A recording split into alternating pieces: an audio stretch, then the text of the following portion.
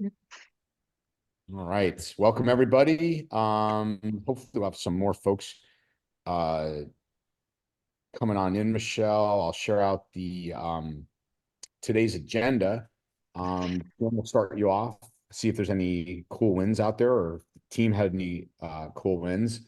Michelle's gonna, just maybe just chat briefly about what's happening with the SASI report, and when that will be released. Hint soon. And then we've got Reid from Beltex. Reid from Fifth Wall, but he'd be talking about Beltex. Jim, maybe you can help with some context there as well. There's also a thing that Chip wanted to give an update on, no notification and the undocumented MSP change. And then I wanted to just see if you were here last week and get your thoughts on what a great session with Ted from Antiva on copilot, and Chip, maybe some takeaways you had and what you might be thinking of monitoring or not monitoring or in the future. And then the CrowdStrike 2024 Global Threat Report's out, and I'm gonna get all gushy here with SaaS alerts because boy, did what you guys are doing right now come out really strong, and what threat actors are doing in 2020 this past year. So with that, Jim, let me turn it over to you. I'll stop sharing for a moment and let you kick it off. Okay, awesome. Thank you, Andrew. So this is your segment, folks. We'd love to hear anyone had any big wins of the week in terms of, things they caught using SaaS alerts, or customers they were able to bring on, or prospects they were able to bring on because of SaaS alerts. Anyone want to share anything?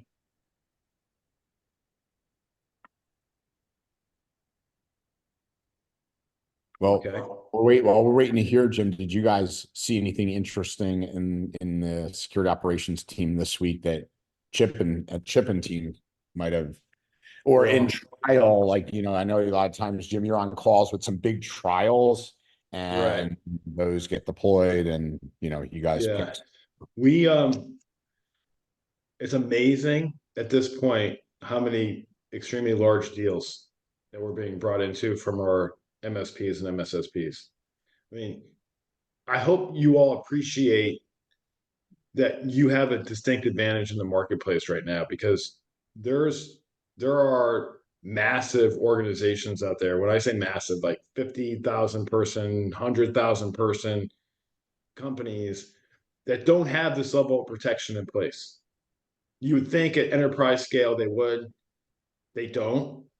And we're on the precipice of winning some massive deals because of it, and specifically because of Respond. That is a real game changer. You combine that with Fortify in the front end, and and then what we have coming down the pike with AppWizard. But one question I guess I had for all of you, and this really doesn't apply to all of you because you already have it baked in. So this is more of a kind of a go-to-market question. I was on a couple calls this week where one of the MSPs said, look, we're using a pretty significant SOC as a service, and we have gotten all of our customers to sign off, to basically sign a waiver saying they're going to accept it. That is extremely rare for us to have that happen, because most of them don't have that customer base that's willing to take on that type of expenditure.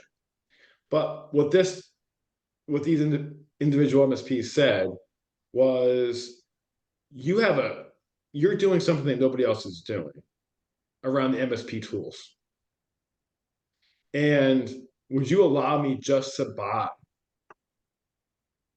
the MSP tools protection? So RMM, IT glue, right?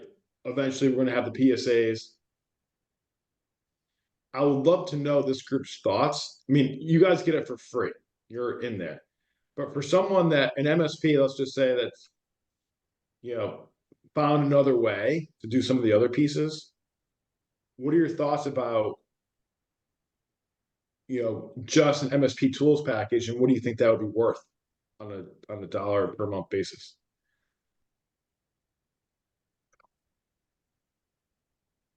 Jim, I'm not really clear what you're asking. You're talking about SaaS alerts being incorporated into our tool set, or SaaS alerts creating a tool set, or an overall tool set? No. Right now, we monitor the RMMs. Right. BSA, data RMM, automate, all enable, go down the line. We're the only ones that do that for all the RMMs. We also do it for IT Glue. We're the only one that does it for IT Glue. We're also going to be doing the PSAs. We'll be the only ones that do the PSAs. We're talking to ConnectWise right now about eventually getting Screen Connect. These tools are important to your business, to any MSP's business. Securing them is important. Right now, when people sign on for SaaS alerts and they're meeting or a minimum, they're getting all that for free. But what if certifying by SaaS alerts is what you're just talking about? What's that? Certified by SaaS alerts. Certified secure by SaaS alerts, almost. Yeah, I mean, I guess on the MSP tool side. Yeah, no, I'm perfectly clear. My MSP is we're being monitored by SaaS alerts, and it's secure. And by the way, this is what they do. Correct. Yeah. And with Respond also being applicable there to turn off access if necessary. Not initially, because it's monitoring, getting alerted of things that are going on, like in the RMM or IT Glue, and eventually their PSA. Responds right now only works for 365, and soon, like in the next few months, we'll have it for Google. But initially, right now, like the functionality that we have. Hey, listen, Jim, when you get to the point where you can expand functionality into RMM, having some sort of backend check for, so let's say, massive script deployments, in the event of somebody's running a script on every device, things of that nature, being able to intercept that. Because right now in my conversations with ConnectWise, trying to understand what we can and can't expect from them, they really don't have very much. No, they don't. But we can actually right now, RMM, we see script deployment now. Let's say that again. We can see scripts deployment now. Like we don't have to get to that point. We're there. Yeah, we get notifications on script edits and things like that. But yeah, some sort of control where restart the database engine or stop all running scripts, perhaps. There's some sort of idea that you might have, perhaps. You're talking about Respond now for I think that's what you were hinting at, right? I believe. Right now, at least with ConnectWise RMM, we don't have lots of controls. There's no validations. If somebody gets into my account, they've got the keys to the kingdom. They do. And we alert you on that now. I'll have to look deeper at that. So I was going to having like another product sell to mid-size and enterprise companies of SaaS alerts only, right? All we're going to do is sell them the tool and a project to deploy it and then back away from it and just collect the revenue from it. Mm-hmm. I mean, that's something you can definitely do, Eric. Like that would be great. That's a new revenue stream. So Jim, coming back to the MSP model, you could help us discern whether someone is using our tool from an unapproved location. You could help us understand if they're logging in outside of normal hours. You could help us establish a behavior pattern within. This is, their profile, if you think of it that way, and this is their behavior pattern. That would be worthwhile. Well, right now, and Chet, feel free to chime in. Again, we see that in IT Glue, and we see that with the RMMs. Some of them. So, I'd invite Adam to chime in here. He can delineate the differences between what we see with the RMMs, because they all have different capabilities in terms of the APIs that they present us. And as far as I'm aware, at this point, none of them present API functionality that would allow us to do a similar thing that we do in Respond for Office 365 and we're building for Google now. There is some of the APIs, and I couldn't list them off my head, that do have the ability for us to link in like we do with Respond. It would require Respond to be extended to support more than Google and Microsoft, or more than Microsoft at this point. But it's hit or miss. And, that's a great reason to sign the petition. I just got off a call a moment ago where we were looking for data in a particular product that just wasn't there. But depending on the product, we do see script runs. I know that Ninja is one of them. I think Automate. I'm trying to very quickly get the real answer here in a second for all of us, but I know that Datto RMM right now is not something that we are able to see script runs from. But so this also highlights the importance for folks that haven't signed the I want my SaaS alerts petition, because we're only limited by the API information or the logs in the APIs, right? Like Adam consistently beats his head up against a wall because there's so many things we could do if we had the software developers actually collaborating with us on availability of the API, not the API itself, what's in the API. So if you haven't signed that, please sign it. Michelle, if you can put that in the Yeah, chat. I just popped it in. Awesome. Because this is why it's so important. And if you're not using, by the way, the functionality that's there in what we call Unify, you should be. Like, you take full advantage of the fact that we're most likely in some way, shape, or form right now monitoring your RMM. And you should be taking advantage of it, because right now nothing else will tell you if someone is logged in to your RMM, they shouldn't be there. And that's what we're helping you do. Yeah, so I'm just look back at your app list. So at this point, you're not doing ConnectWise RMM, you're only doing Automate, is that correct? Correct. Okay. That's why I haven't seen it. Got it. So you're the one on ConnectWise RMM? The one. Yep. Sometimes I feel like I'm the only one on it too. Yeah.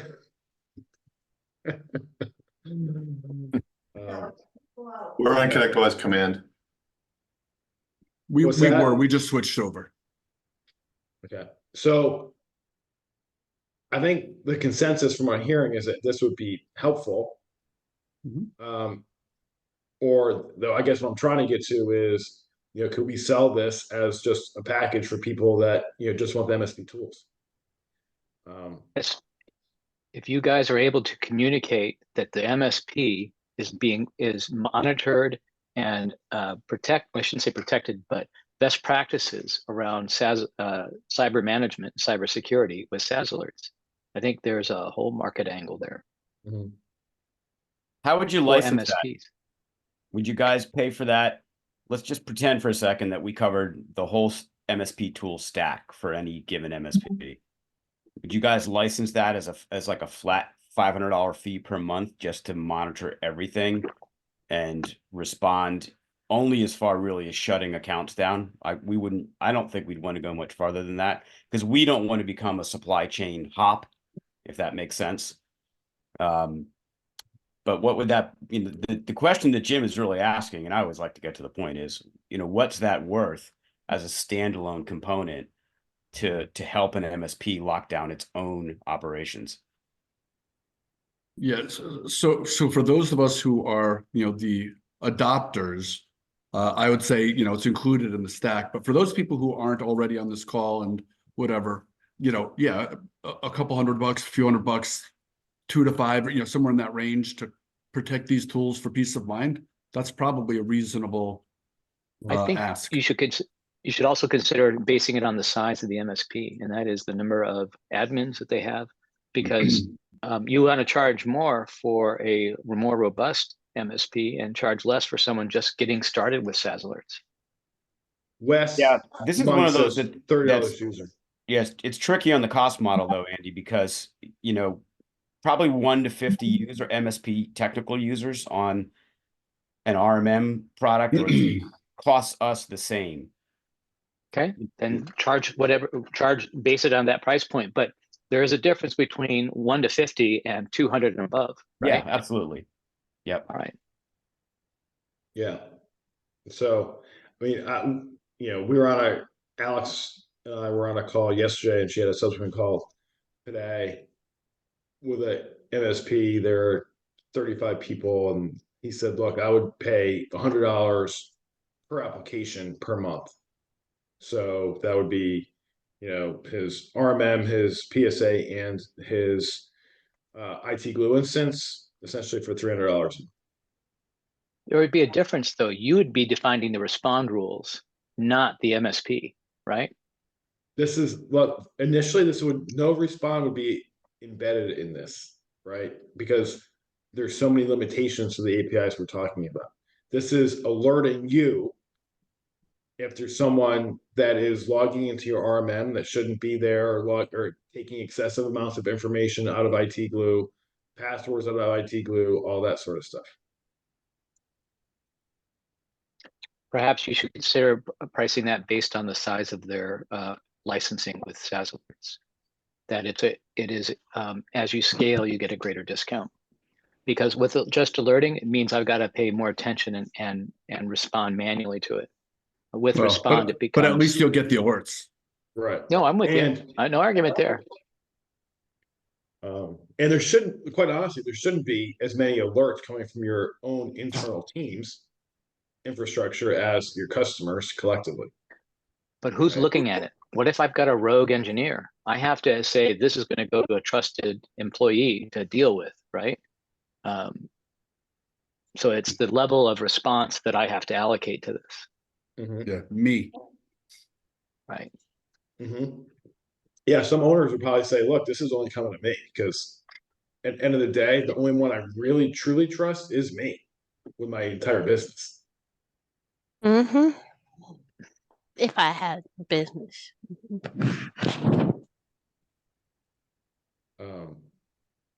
Yeah. So anyway, I think we got generally an idea. So I appreciate those that weighed in. And Andrea. Does SaaS alerts sell directly to customers or only through MSPs? Only through MSPs. Only in the California region near for networks. Near Laguna Hills, perfect. Yeah. It's Orange County, California. Let's make sure we're really clear. So I'm covered as well, right? Well, yeah, look, I was on it with a big partner yesterday. We were talking about this, that they're trying to win a really, really big deal, and they're competing against enterprise solutions. And they're going to blow away the enterprise solutions just based on the fact that they can price it so much cheaper. They're looking at like App Omni. It's gonna be like $2, $3, $4 a user just for alerting. By the way, no response. Jeez. So by the way, with Sonic, go ahead. So I was just gonna say, right now we've got 950 MSPs worldwide. Out of what, 150,000 MSPs worldwide? You still have a massive market advantage right now. This community does, based on the fact that you have this knowledge and capability. There's still a ton of people out there that don't even know we exist, let alone are using the product. So Jim, no, and I think it's neat. I have a few ideas I'm gonna ping you on. Should we jump to Michelle on the SaaS? Yes, please. And Jim, maybe chime in here on timing of release, and because I think it's important with what's going on, timing of release, and ship next week. So, Michelle. Yeah, so I'm staring at the completed SASI report as we speak. It's all done. It's beautiful. It's ready to go. And it will be released at Andrew's event next week, right? Boom, on the 6th. So I don't know. I think a lot of you are going to be there, right? We were having this conversation before we started the meeting about how it's going to be pretty much me next week. Maybe Ben will be here. So that will be available at Right of Boom. And then it will also be available to everyone else next week as well.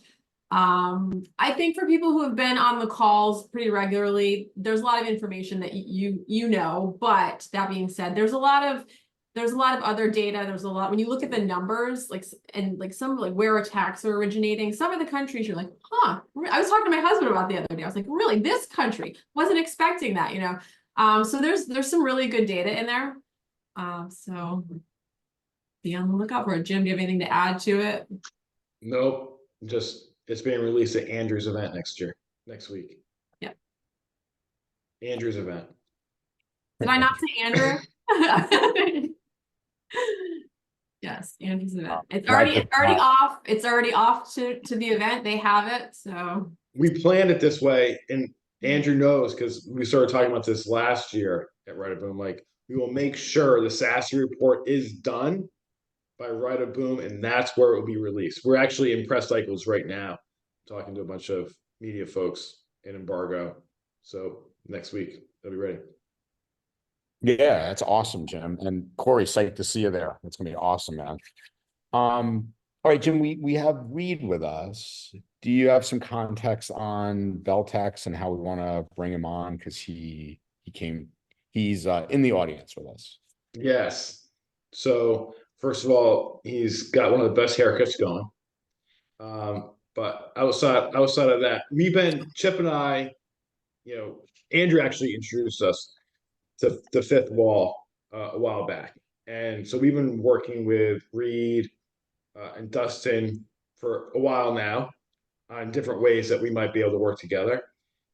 And we're finally at a point where we believe that we can offer this community something unique and special. And I don't want to say any more than that because I want Reid to be able to let everyone know what we're doing together. Awesome. Thanks, Jim. Hi, everyone. Reid Wallach. I'm the president of Fifth Wall. For those of you that don't know who Fifth Wall is, we are a cyber insurance company. It's all we do. It's all we've done for the better part of a decade. And I am a cyber insurance nerd. So I'm bringing my skill set to the table here. So I know that this has been a topic in this community, in this channel for quite some time. And we've been really diving in for about 2.5, almost 3 years now, Fifth Wall has, in working with MSPs, understanding, this is something that is coming to your world pretty quickly. And there's a lot of parts of the process that have been really burdensome, but there's also a lot of parts in the process that are very leverageable when it comes to, an industry that's trying to define what good looks like, right? So looking for certain core controls, and they're trying to define what good risk looks like. So as Jim mentioned, we've been really trying to figure out different ways that we can bring services, but also product into the channel that can really help with leveraging cyber insurance. And so just quickly, Fifth Wall, what we've been doing for the past 2 years is more of the services. So what we are is we're a wholesaler, kind of think of us like a distributor, but our big value that we're bringing to partners is just having a level of consulting and process and equipping them with tools that allows our MSP partners to leverage cyber insurance when it comes to what their clients are asking on renewal, the applications, and then also kind of getting ahead of the storm and understanding maybe through a simple gap analysis, there's certain tools that cyber insurance is looking for that you also have been probably trying to get deployed. So Beltex, just to kind of get straight to the point, what we've done is aside from the process, when we talk about a solution, we've gotten 2 requests from MSPs over the years. One is, we want to see a solution that actually provides, an ROI to some degree. So is there an insurance program out there that says, hey, the client is going to see an A plus B equals C, right? Where I, as a client, have deployed these tools, these controls that my MSP has asked for, and insurance is finally acknowledging that I'm a lesser risk, and it's providing me with less premium, right? Cost savings.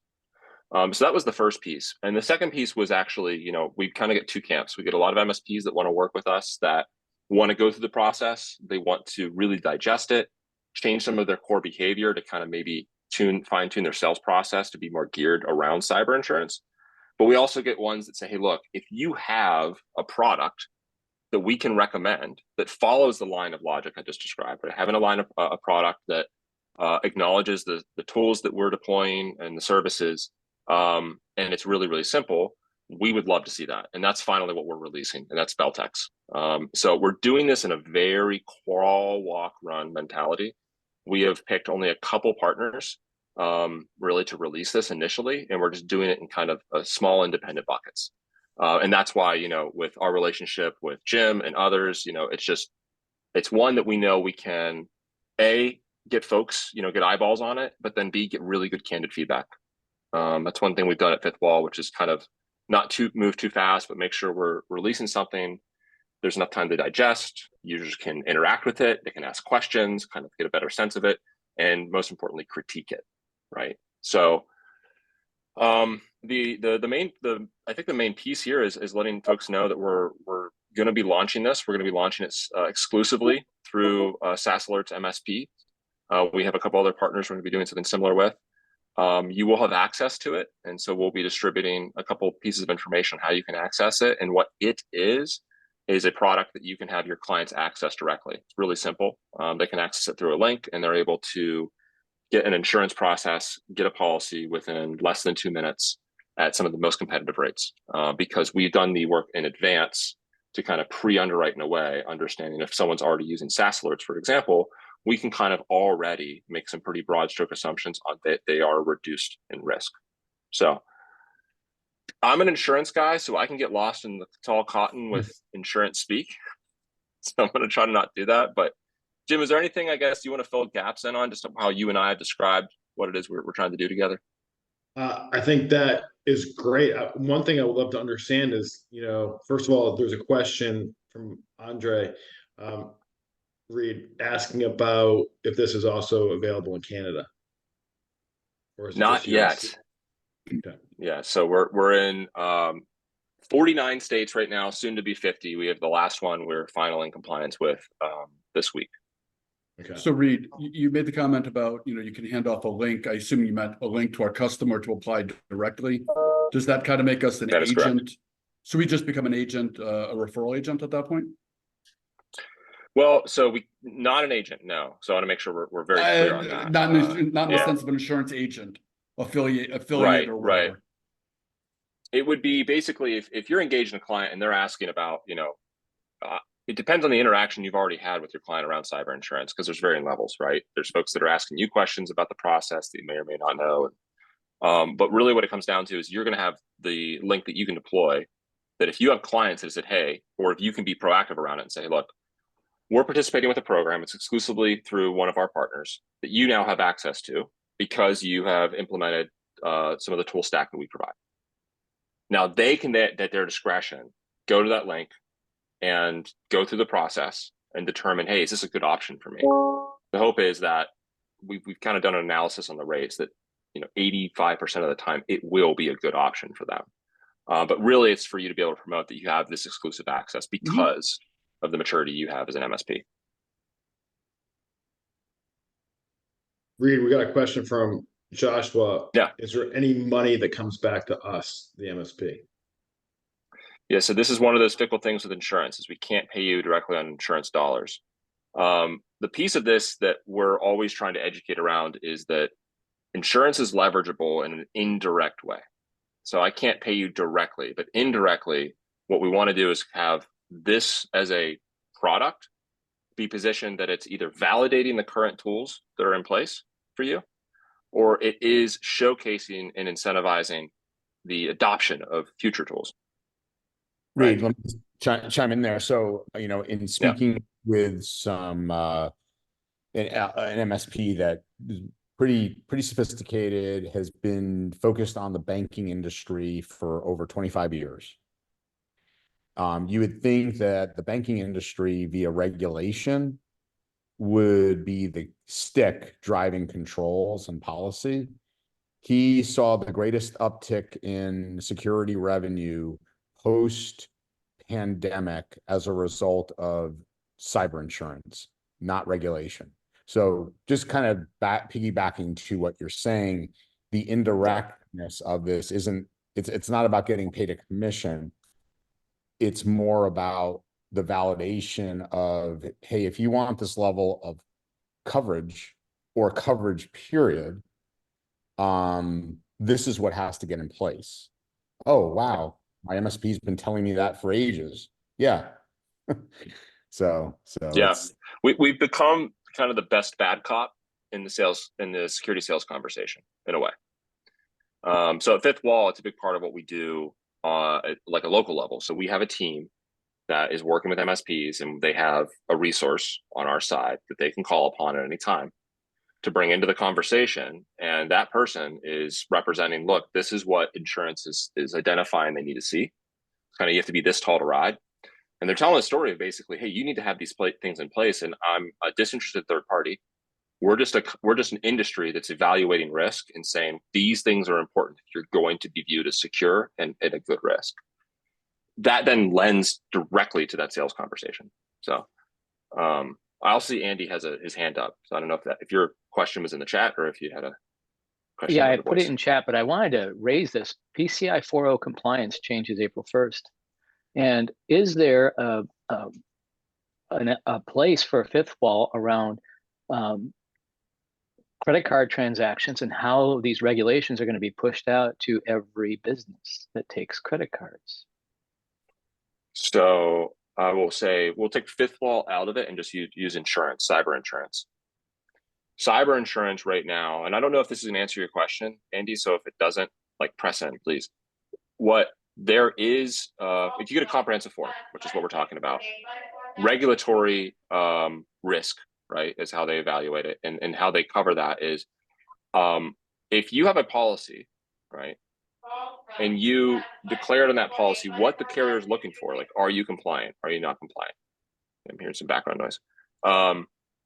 But if you have the policy, right, the coverage that's in play then is to help support and pay directly any regulatory fines or penalties that you as the insured would incur, including PCI, DSS. And so that's the side of consequence, right? But I don't know if that's specifically what you were asking. Well, really, I'm looking at all these businesses are going to have to take on much more regulatory risk, and there's going to be potential fines. There's going to be loss of credit card transactions, and it's a cost of doing business that is increasing. It's not something unfamiliar to the industry. Like here's a good example. When NYDFS came out for New York, and there's a scramble for professional services within a certain segment they had to have. Kind of their ducks in a row from a compliance standpoint. What insurance didn't do is they didn't say, hey, we're going to deny that insured coverage if they are not compliant yet. Now, over time, it was kind of like, because that then wouldn't be a good solution. Would it be a good product? Because they were just forced into that wedge. So the way I would look at this is, yeah, there's new regulatory parts and pieces that are coming down to a lot of the consumers. Cyber insurance is still covering those because they're mainly looking at from a security standpoint. Now they're covering if the triggering event is a cyber event primarily, but obviously with some of those parts and pieces, it doesn't necessarily have to come from a cyber event for them to have those fines and penalties. Yeah, I'm gonna, kind of what Andrew was alluding to. I'm going to put my old MSP hat on back when I was CEO at Thrive. To me, this is a massive competitive advantage. If I'm able to go out in the marketplace and say, hey, look, we've done the necessary things. We've adopted the necessary tools. We have the necessary relationships to give you the best possible price on a cyber plan.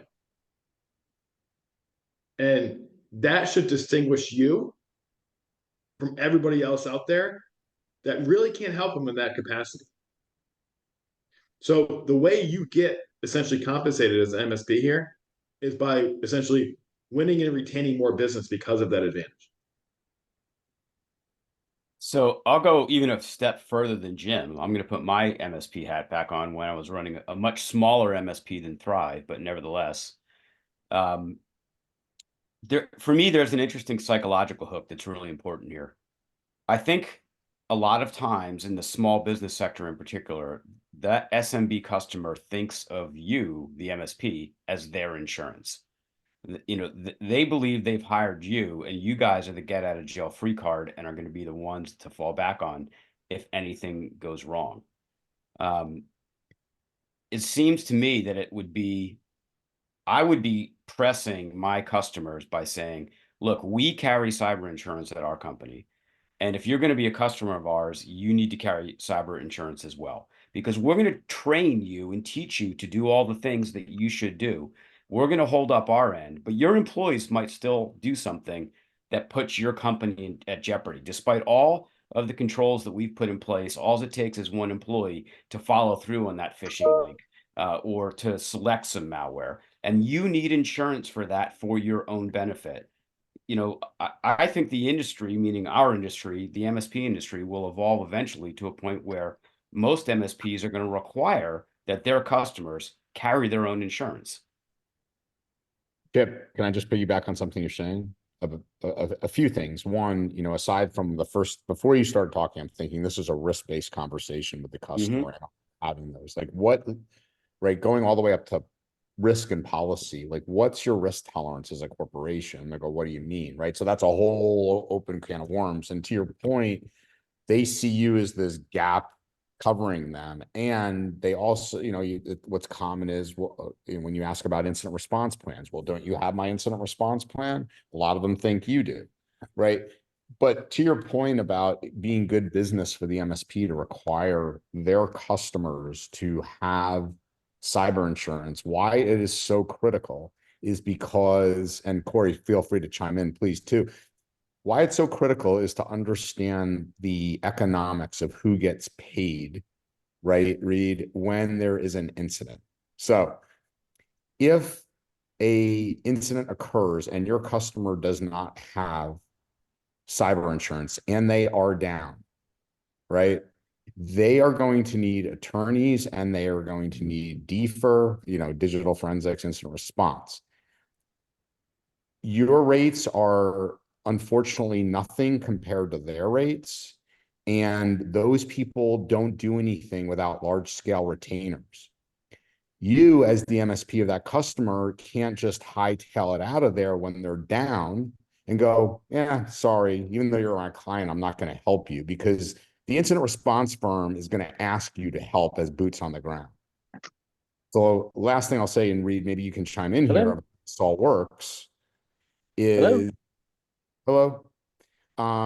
is basically, you know, you're going to need, you know, a breach attorney. The breach attorney is going to help coordinate. You're going to have, you know, again, incident response, and they're not going to do anything if they're truly down. Now, if it's a BEC for a few grand or 50 grand or whatever, that's a different story. But if they're truly down, you are the last person to get paid, if getting paid at all. So this is, sorry to get on a soapbox to your point, Chip, but this is the importance of needing cyber insurance at all companies that you do business with today.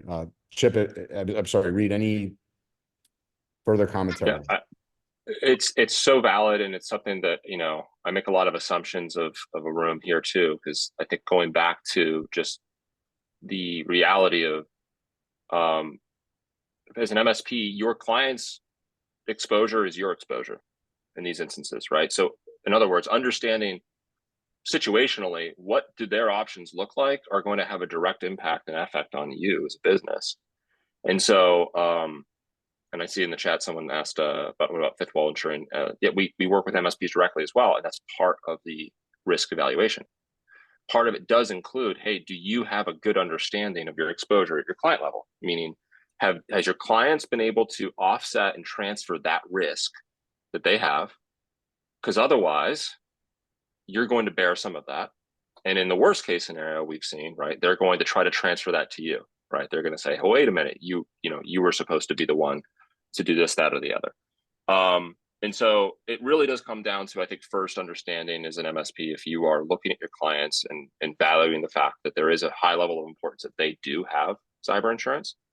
And then the second level of that then is, well, that process is important to you, not just because we're talking about risk, but also it's important to you in your efforts for selling security solutions, because you have an industry out there that is now pressing them from the other direction, asking them to do very similar things that you probably are also asking them. And that's where we're trying to join those two worlds. So, and Chip, I don't know if you had anything else you wanted to throw in there. Yeah, I want to throw a hypothetical at you, Reid, and have you react to it. MSP A is out there doing its thing. They do a good job. They don't have cyber insurance for most of their customers.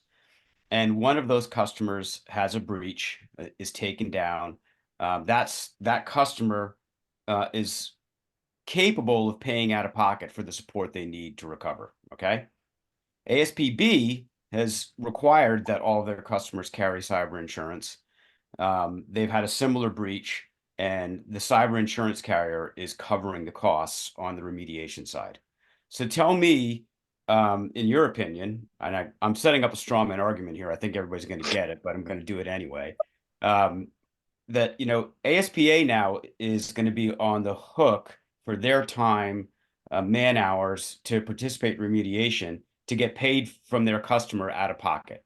ASPB has got a flow through from the insurance carrier that their customer has, whether recommended by the MSP or not, hopefully yes. And that insurance carrier is going to be paying. Am I painting that picture correctly? Correct.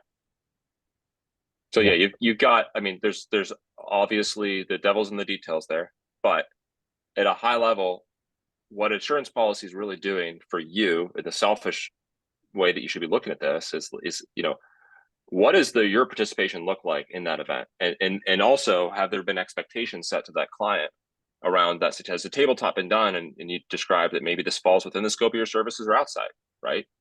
If it's outside of these billable hours, or this is going to upset the client, they're already in a very vulnerable state.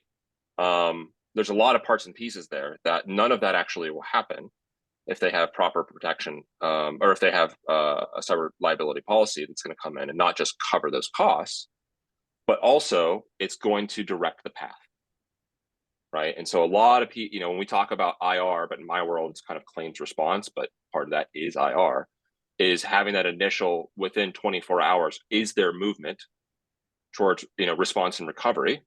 And is it being directed?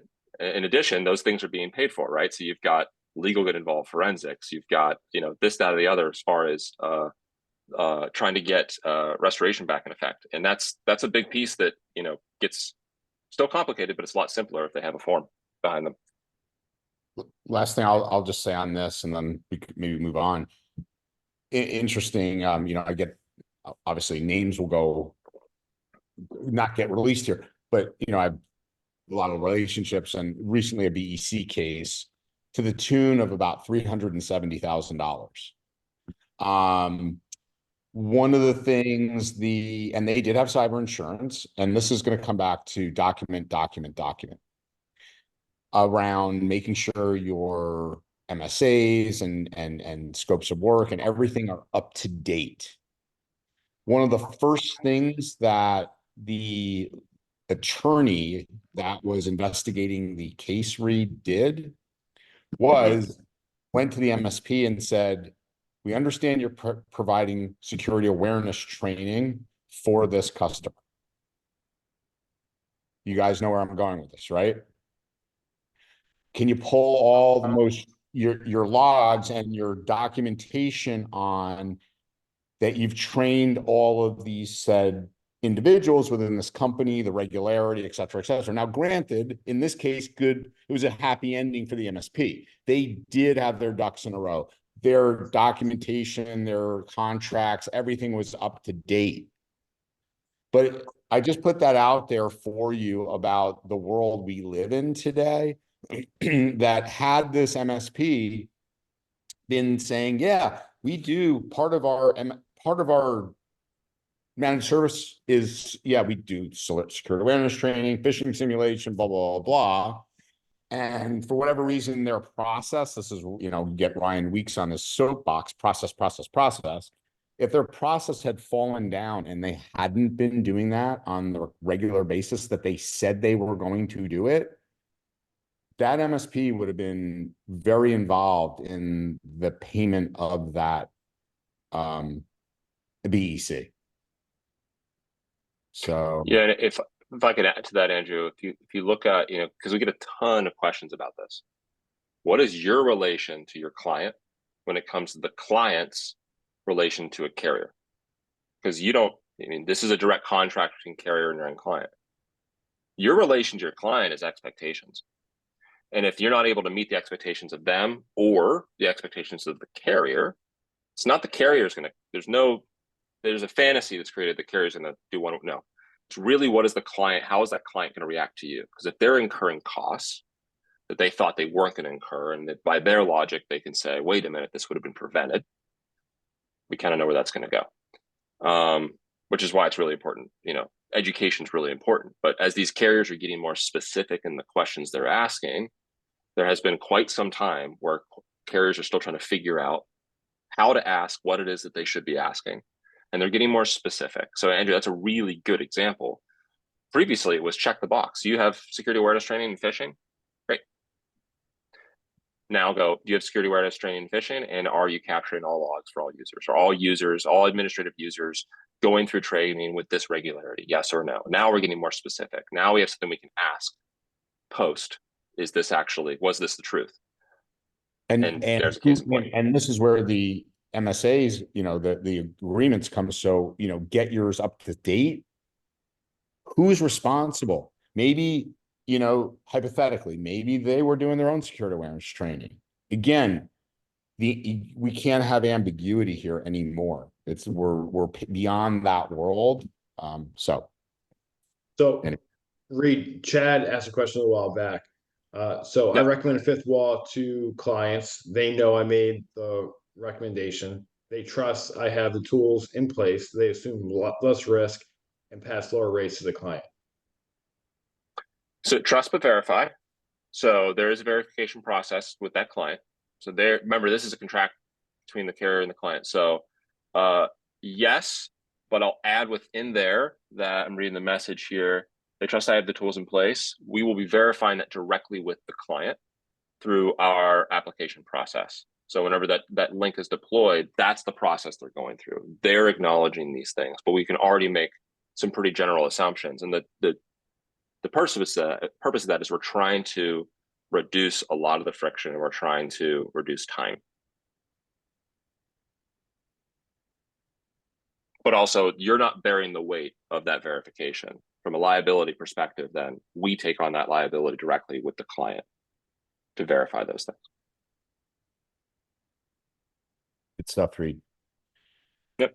All right, Jim, I know we had Chip wanted to address something with the group.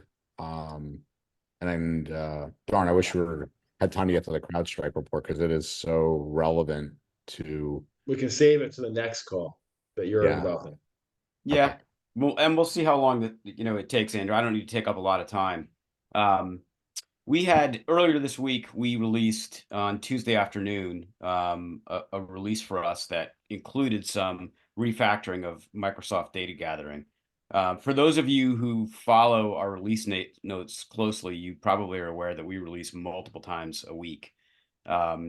This particular release had a refactor that impacted a lot more data than we expected.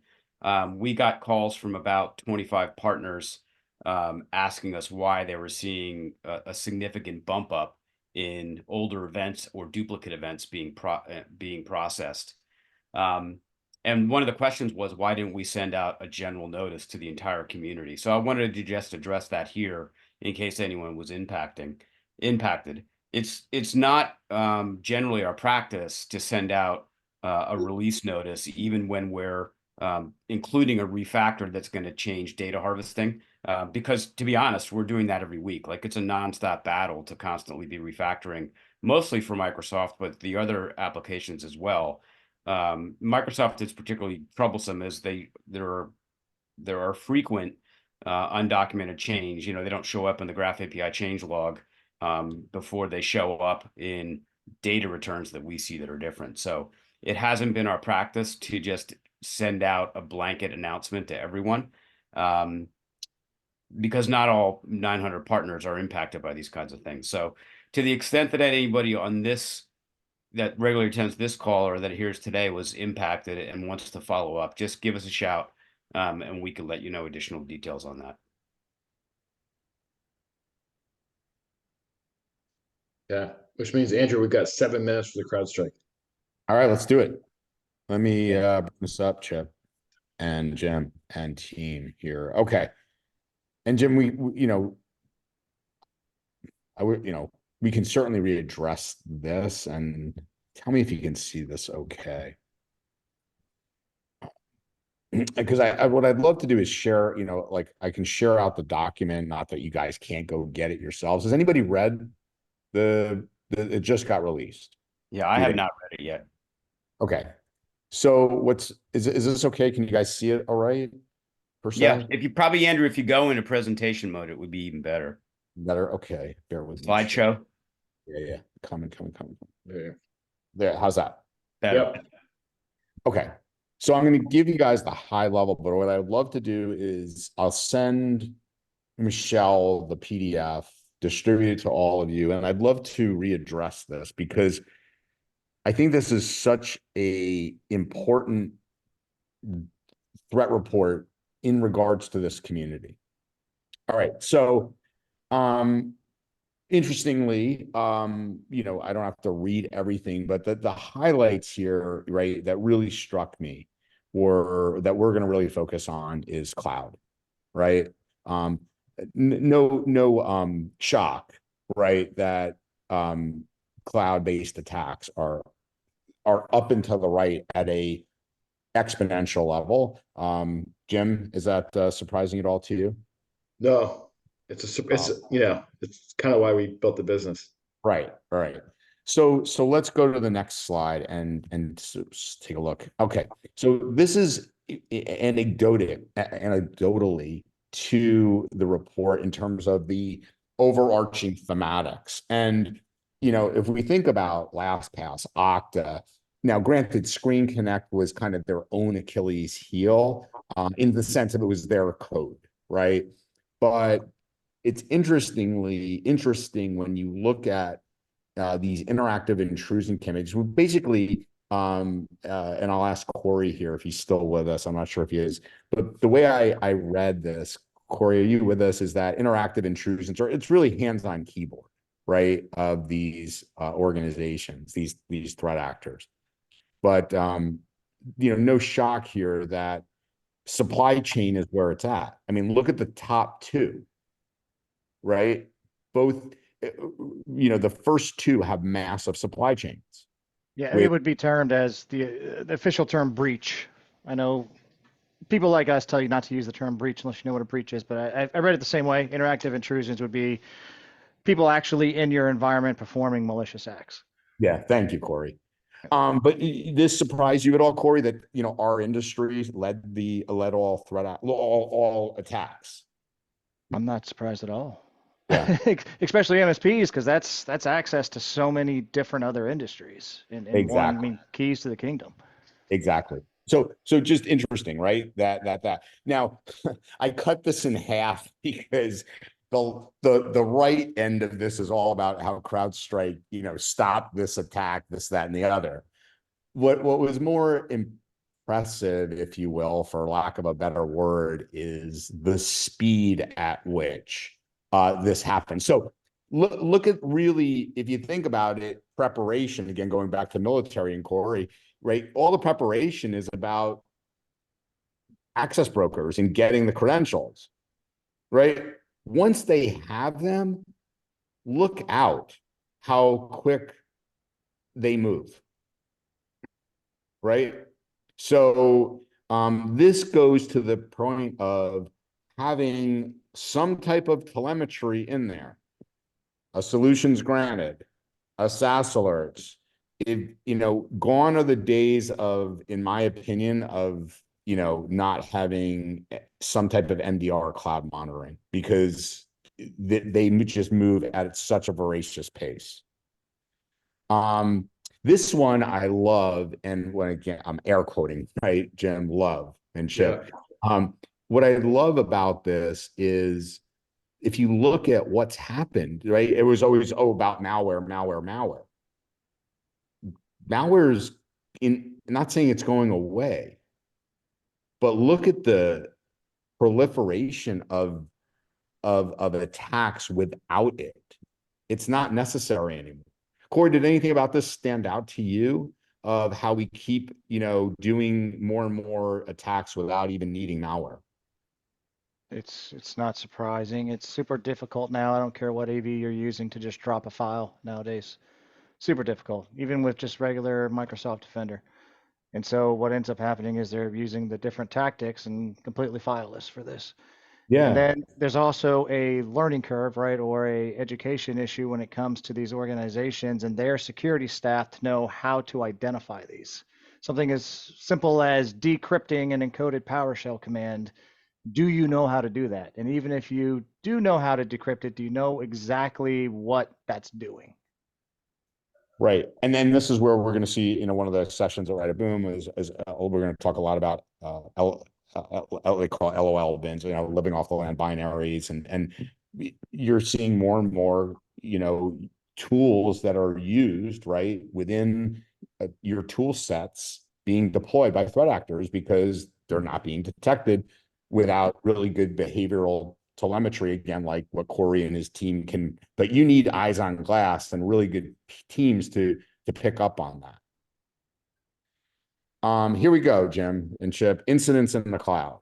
So this was an interesting one, and maybe we'll wrap up here or one more slide and continue next time. As you can see, as I said, cloud attacks are through the roof. They've broken it down into cloud conscious and cloud agnostic, which would basically be, one is probably, you know, automation, you know, we're just gonna smash what's ever out there. Whereas cloud conscious is we have these threat actors specifically focusing on cloud-based accounts, which you can see is through, again, up and to the right through the roof in terms of the attack. And let me just see here what we got here, and maybe we'll start off and leave it with this. Let me see timing, Jim, and we'll leave this with this. Is really, again, ironically, that I highlighted it here, M365, and you can see the initial access being either through credentials, brute force, phishing, social engineering, and we go on from there in the presentation. But good for you guys, really focusing on, you know, carving out a niche, focusing on this, being, you know, several years ahead of the curve, because this is where threat actors are living. Certainly. Here's the good news, Andrew. Based on the SASI report, MFA is up a whopping 3% year over year. So, oh, awesome. Yeah, 32 to 35%. But that's, thank goodness, right? At least it's moving in the right direction. Yeah, exactly. So awesome. Great stuff. Looking forward to see Andrew, you in Vegas at Right Boom, your event, Andrew's event, and hopefully many of you as well. So Absolutely. Thanks, everybody. Thanks, Bye, everyone. everyone. Have a good one. Yes. Good luck next week, Sandra. Thanks, guys.